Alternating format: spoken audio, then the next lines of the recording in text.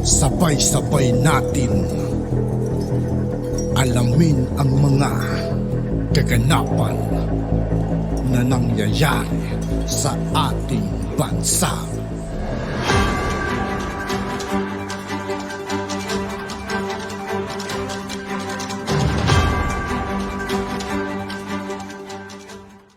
Yo, what's up mga kaibigan? Ngayon nandito ulit tayo sa channel ni Banat Kapanig TV. Dito naman ulit tayo magbibigay ng komento at reaksyon. Kaya samahan nyo guys. Let's go!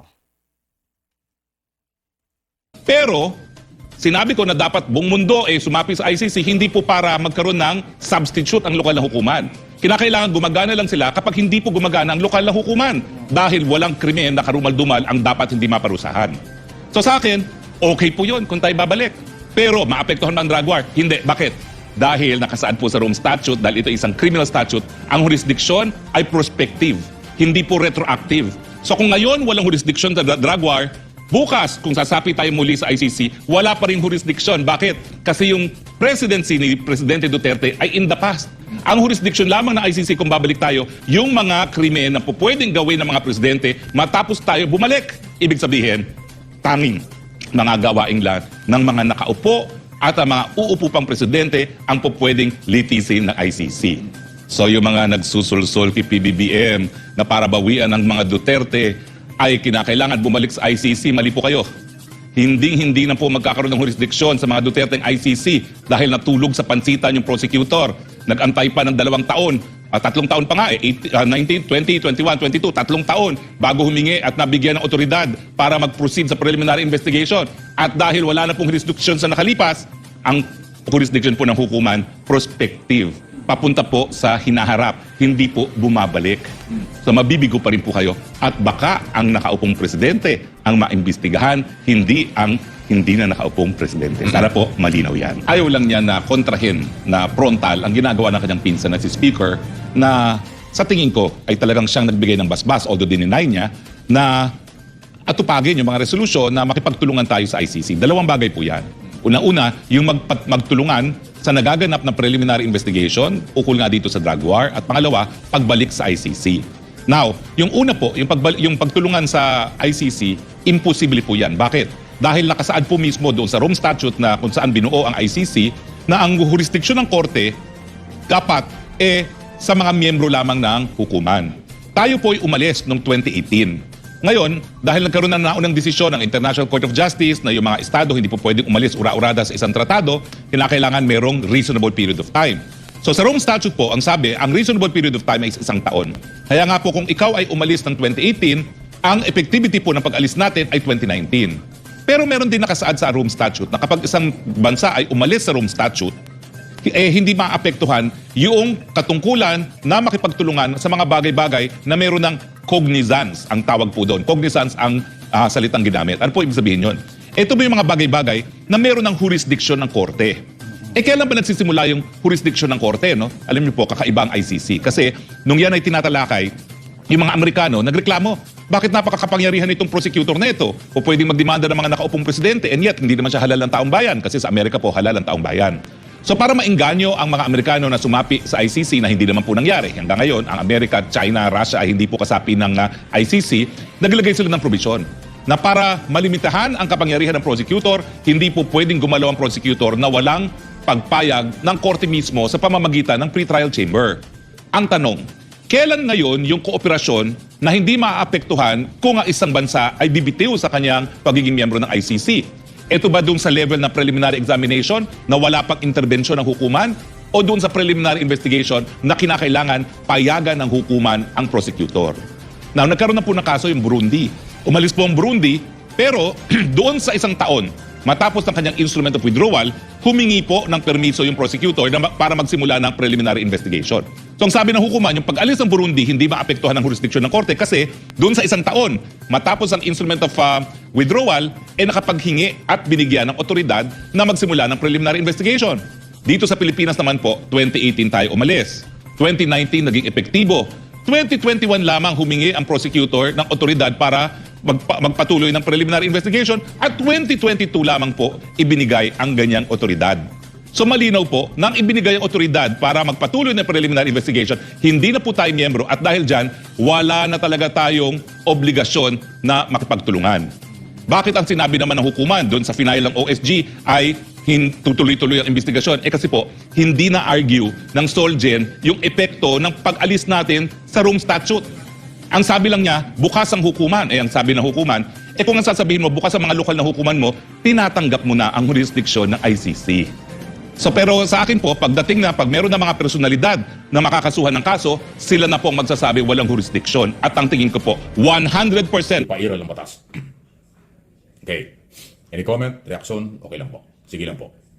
Ito, yung grupo po ng mga supporters ng mga Duterte, patuloy ang apila at naniniwalang hindi magbabago ang desisyon ni Pangulong Marcos na huwag payagan ang ICC na pumasok sa Pilipinas.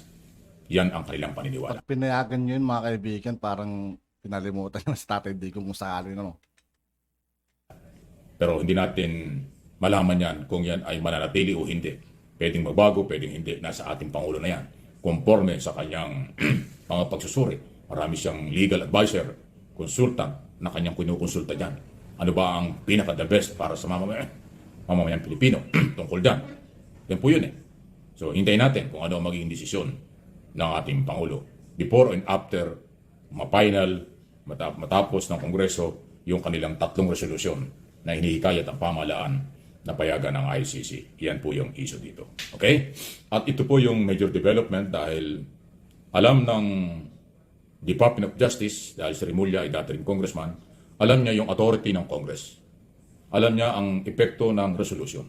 Kaya maagap na gagawin ni Secretary Remulla na makipag-ugnayan sa Office of the President through Executive Secretary Bersamin para pag-aralan kung ano nga ba ang kailan dapat gawin. Kasi hindi po pwedeng desisyon lang ng DOJ yan, desisyon lang ng isang department. Yan po ay magiging desisyon ng legal department ng Office of the President kung ano ang dapat gawin. Kaya huwag nating madaliin sila. Kung mananatili ba ang kailang posisyon, bawalan ang ICC. Or baguhin, papasukin dahil merong resolusyong pinagtitibay sa Kongreso. 3 resolusyon niya, hindi ho biro yan. Di ba? At yun itrabaho ng ating mga mambabatas. Although ayaw yan ng mga Duterte, supporters ng mga Duterte, pero tayo magagawa. Ang Kongreso ay, yan ang power ng Congress. Yan ang power ng ating legislator na gumawa ng mga batas, gumawa ng resolusyon na walang pwedeng makapigil. Kung paano implement ang Executive Department na ang bahala dyan. Kaya huwag nating madaliin at huwag nating pag-away-awayin sila. Lahat sila may karapatan. May karapatan ng mga Duterte, tutulan ang resolusyon at ICC. May karapatan ng mga biktima ng kasong yan na ilaban at makapaghanap sila at magkaroon ng katarungan. May karapatan ng Kongreso na gawin ang kanilang trabaho dahil sila ay mga legislator. Okay? May karapatan din ng Malacanang kung ano ang kanilang dapat gawin. Kasi nga, sila yung mag-i-implement ng mga policy at mga kung ano makakabuti sa bayan. Yun po yun. Okay? Kung meron pong mga bungguan ng idea, speculation, mga panghuhusga, at iba't ibang klaseng argumento, parte lang yan ng demokrasya. Huwag kayong padala dyan, huwag kayong magalit dyan. After all, lahat may karapatan sa opinion, entitled sa opinion. May karapatan sa kung ano ang kanilang paniniwala. Ang masusunod pa rin ay ang gobyerno kung ano ang dapat gawin. Di ba? Alam nyo, dati ko na sinabi pero ulitin ko. Kung walang complainant na Pilipino o kung may complainant na Pilipino na siyang nagreklamo sa ICC at nag-withdraw, wala na tayong pag-uusapan, talagang walang jurisdiction. Hindi makakapagpilit ang ICC. Ang problema, Pilipino complainant eh. Pinahahalagahan niya yung complainant. Nakita ng ICC na legitimate yung complainant. Nakita ng ICC na meron silang basihan bilang obligasyon, bilang international court sa reklamo ng mga Pilipino sa human rights violation dito sa ating bansa. Iyan ang pinanghahawakan nila. Paano ngayon yan? Hindi mo rin masisi itong mga complainant kasi sila ay sinasabing apektado yung kanilang pamilya. At sila yung biktima ng karapatang pantao sa ilalim ng nakaraang gobyerno. Yan po ang mga nagbubungguang argumento at paniniwala ng bawat isa. Anong gagawin natin? Kaya mag-relax tayo, huwag natin pangunahan ng gobyerno, at sa halip pumukos tayo, magtrabaho, maghanap buhay, ang ating panindigan at ating patuloy na labanan at ipaglaban ay ang West Philippine Sea atin yan. Kasi natatabunan na. Puro na lang ICC. Pero mas mabigat ang epekto nitong ginagawa ng China. Ewan ko ba bakit biglang pasok ng ICC, mga kaibigan, Nagtatanong naman, nagsimula to sa mga pondo-pondo, kung confidential, sa yung mga sinabi ni Tatay Digong na maglabasan ng resibo. Ngayon napunta naman sa ICC, ano. Na dahil inaagawan tayo, dito tayo dapat magkaisa na panindigang atin ito. Suportahan natin ang Pangulo, suportahan natin ang ating batas, suportahan natin ang majority ng Pilipino. Yung problema kasi, yung mga ayaw sa ICC, pabor naman sa China. Kaya ho talaga walang katapusan. Yung mga naninindigan para ilaban sa China, ito rin ang naniniwala na yung ICC, hindi man lahat ay dapat mag-imbestiga. So talagang yung Duterte supporters at followers, laging opposite doon sa ginagawa. Tapos na. At yun nga po mga kaibigan, dito po nagtatapos ang ating reaction video. Muli ako po si I2K ng Sundalo ng Dunggalo at 811. Maraming salamat sa patuloy na pagsuporta. G, peace out.